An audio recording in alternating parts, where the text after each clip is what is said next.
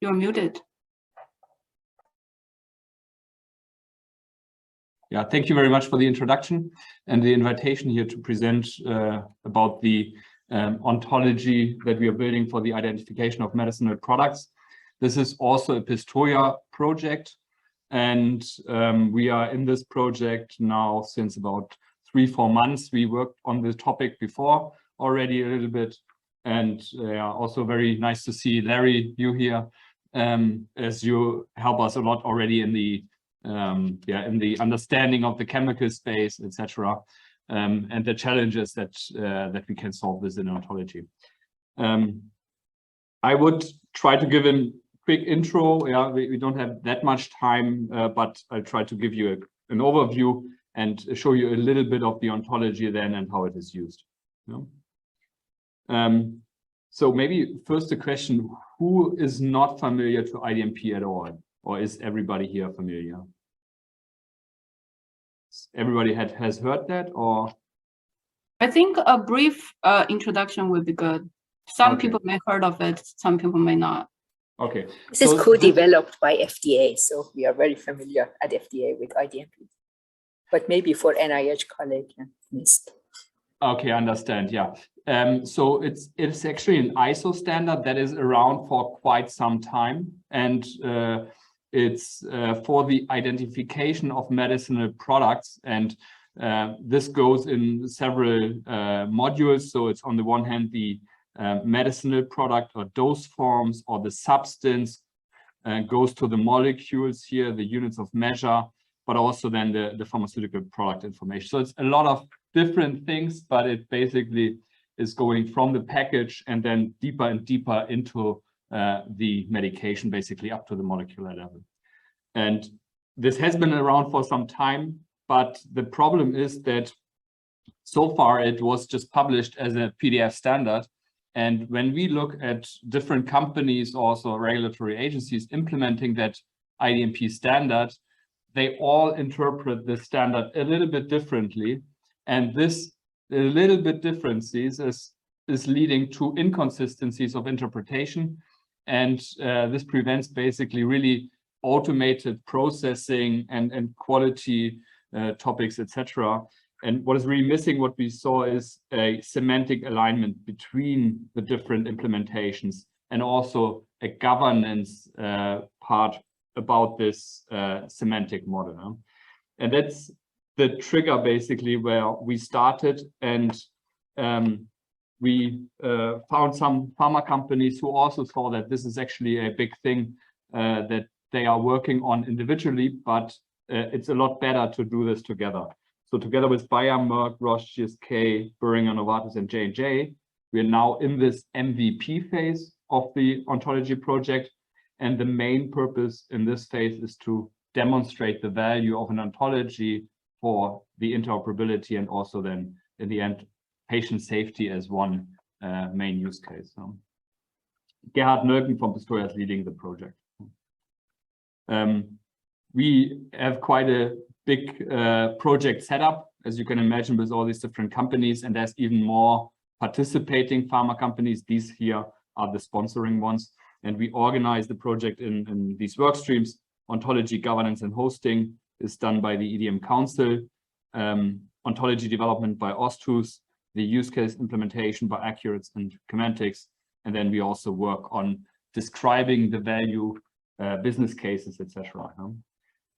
Every 4 to 6 weeks, roundabout, we do community of interest presentations. So this is a 1-hour session where we give an update about the project and the implementation.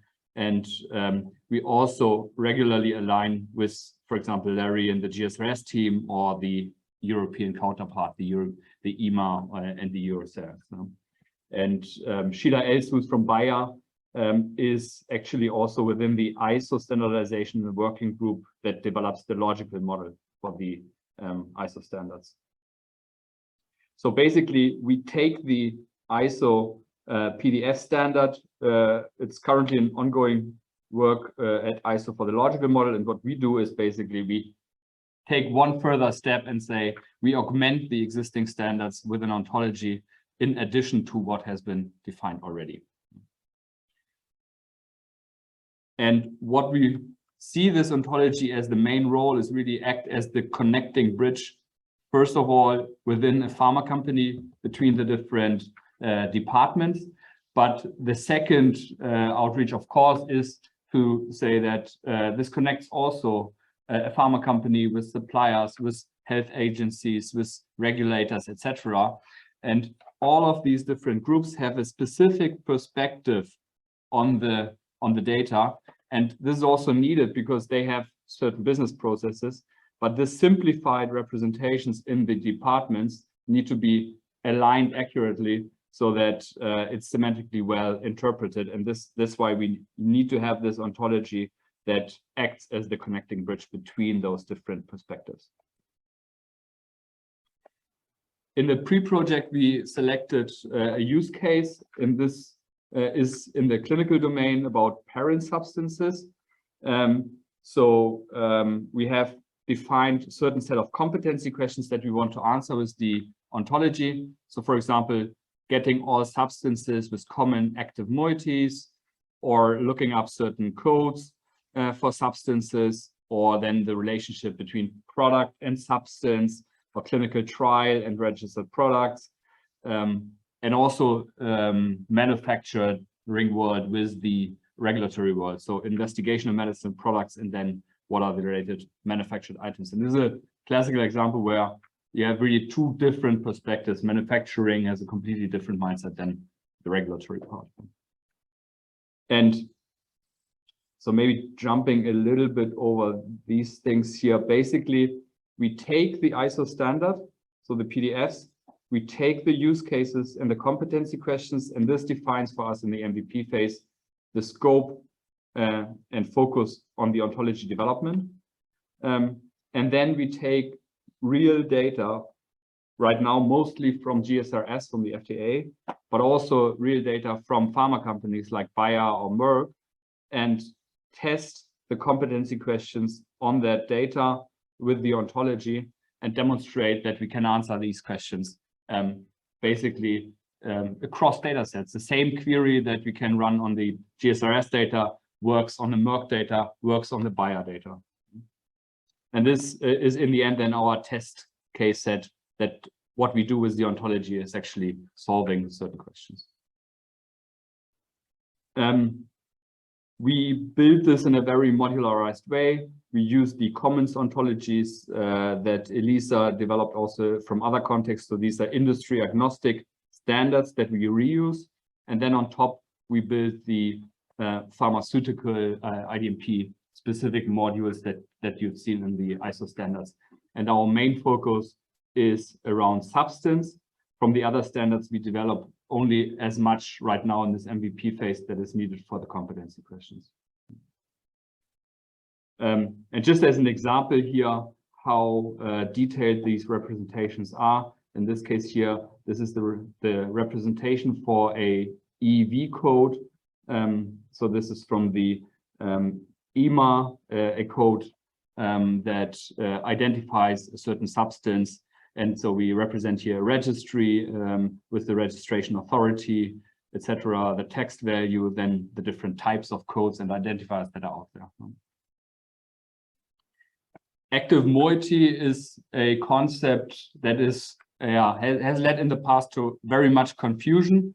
And the problem here is that what is considered to be active is not a per se quality of a substance, but this really depends on the context where that or let's say, is it a scientific context or is it a regulatory context? And these interpretations, people can't really say or agree on something that this is the active and this is inactive, but it needs to be contextualized. So, and that's why in the ontology, the relationship between amlodipine basylate and amlodipine, which could be linked directly as it has active moiety, we actually represent through a role pattern so that we can further contextualize the relationship between the two substances.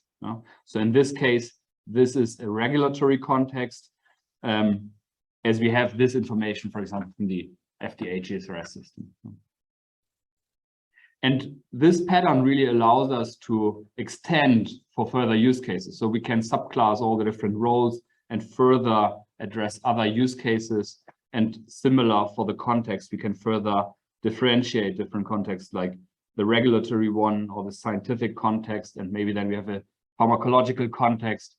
And this contextualization of these roles is very important to enable common understanding while not need to force everybody have the same perspective, because this is just not possible. Yeah, you have so many different experts in this group, and some have a very scientific view, others have this regulatory view, and these people would just not agree on certain definitions, and that's why these contextualized roles really help us to represent this accurately, but at the same time allowing for the different perspectives.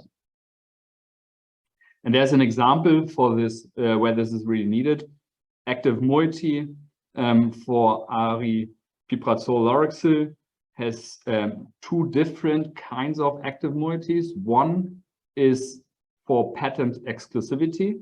Yeah, so this is basically by a court determined that this is patented. Yeah, and the other one is just the general active moiety relationship as represented in GSRS.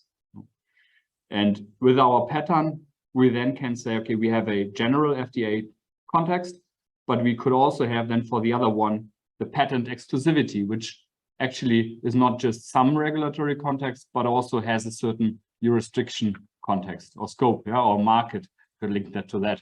And this, yeah, helps us then to interpret this relationship of the active moiety role accurately. And while we develop this ontology, as I said, we test this with actual data. So this here is the classes and the relationships, the modeling of the ontology. And here we talk about a few hundred concepts, and we need to really have good definitions, etc. On the data graph, of course, this is many millions of objects, many millions of substances, etc. And yeah, we use that to test our ontology models. The setup is very high level here. The ontology development, governance, and hosting environment is provided by IDM Council. So there, for example, we have the Git repository, a Jira, a Confluence wiki, where we document all the design decisions of the ontology, etc., and also collaborative work together on the ontology. And then after that is published, basically we import that into Accurates, and in Accurates we bring together the ontology plus then the data. In this case, we use mostly right now the GSRS data, but there are also other reference standards like CABI or other reference taxonomies that we can use to provide even further context to these definitions of IDMP. And then similar exercise is done within the pharma companies. Some also use Accurates for that. Some have their own technology stack, and basically the same queries that we apply here on the public data can be applied then to private data. And this is in the end then for us the confirmation that if it works internally and for public data, then this is good. And what it really enables is that you can then basically put data sets together and you don't have any further integration effort. The queries will just directly work on the larger data set. And this is really making it a lot more feasible in scenarios like cross-organizational collaboration, where suppliers and pharma companies or regulators need to analyze data sets from multiple stakeholders. Yeah, maybe really quick, a short demo of how the ontology looks like. So basically here in Accurates, and you can also register or get access to that. Maybe you can just put that in the chat. That is, yeah, you can explore this also on your own. What you see here is on the left is the data sets. If I type here the ISO, then you see that here are the different modules that I've explained. So the pharmaceutical products, dose forms, medicinal products, substances. And as you see, substances is the one where we most actively work on. But there are also the other things like, for example, the GSRS data. And of course, this is a lot more data, you know? Or the NCI thesaurus or these kind of things. And now if I search for something like substance, then I see that this is here included in the substance module. And let me just go there quickly. And the same structure that we've seen in the, or that we, let me just show that quickly. So in the ISO standard, for example, we have in these documents diagrams that describe a little bit like something like a class hierarchy or subclass hierarchy and the relationships, etc. We express these things in the ontology, but of course, when we convert this into an ontology, some things we detect are not fully accurate in the ISO standard, or where basically the interpretations are a little bit different. Elisa can maybe comment on the challenges that we have in the interpretation of the, or I'd say, definition of the concepts and extending the ISO standard. It gets very interesting. We have a series of calls on Mondays. Early on, Martin participates in those as well, where when we find a concept that is not in the standard exactly, we try to figure out how to define it, or when there is discussion about things like active moiety, we spend weeks defining it to make sure that everybody's on the same page. And a number of the folks on that call, they're all subject matter experts for the most part at various pharma companies. Maybe 10 or 11 of them come regularly, and I give them homework and they come back with how things are identified or defined inside their companies. And then we compare that with what's in the ISO standard. And then we try to work out the distinctions. And that leads to the definitions that are going in the ontology, or sometimes it changes the hierarchy of something a little bit. So that's been a lot of fun. Yeah, exactly. And so basically what in the ontology, what we have here is that we have the basic information like definitions, and also the references then to the ISO standard, so that one can have the, say, go back to how is it defined in the document itself. But then we add also ontological constraints, like, for example, that the chemical substance is disjoint with the other siblings here under the single substance concept. No? Or other ontological constructs here that relate a chemical substance with stereo or stoichiochemical or other information, other constraints on these classes. So. Now, if I look for something like this ARIPIPRAZOLE example, there are a lot of different things, but I want to get the chemical substances. So these are all now chemical substances, and we wanted to have the LAUROXIL. So I go there, and just to show you how that with the relationships is modeled. So on the one hand, we have all the, and this is all information from GSRS. Now we have here, for example, information about the chemical structure, or we have these role descriptions. And so basically here, ARIPIPRAZOLE LAUROXIL has two different roles. One is related to, so both are of type active moiety role, but one is applicable in the regulatory context from FDA, the general one. And I can deep dive into these contexts further and further. Should be able to deep dive here. Basically then we connect this with the ARIPIPRAZOLE LAUROXIL and ARIPIPRAZOLE. Yeah? So these different things, and maybe just open that one here. So, and this is here the patent exclusivity. So here you see, for example, that this context is of type jurisdiction and the regulatory context, and it also has a certain reach, which is in this case the US, or that it's related to the FDA, and so you can really navigate down to all the details that you need to interpret relationships or roles in the correct way. And with that, I think I actually would better go back to questions, but because the main things that we are in the middle of the project is a really it's a tough project in a sense that we said we want to create an MVP ontology that can be used in production systems within 6 months, and that's why it's kind of a very intensive project, and we're in the middle of that and already developed our first use case demos with the GSRS data, and this really helped us to get jump started here with the ontology development, that we have a good test data set from the FDA. Anything to add there, maybe Martin or Elisa, or otherwise maybe questions? I think it was excellent, very clear.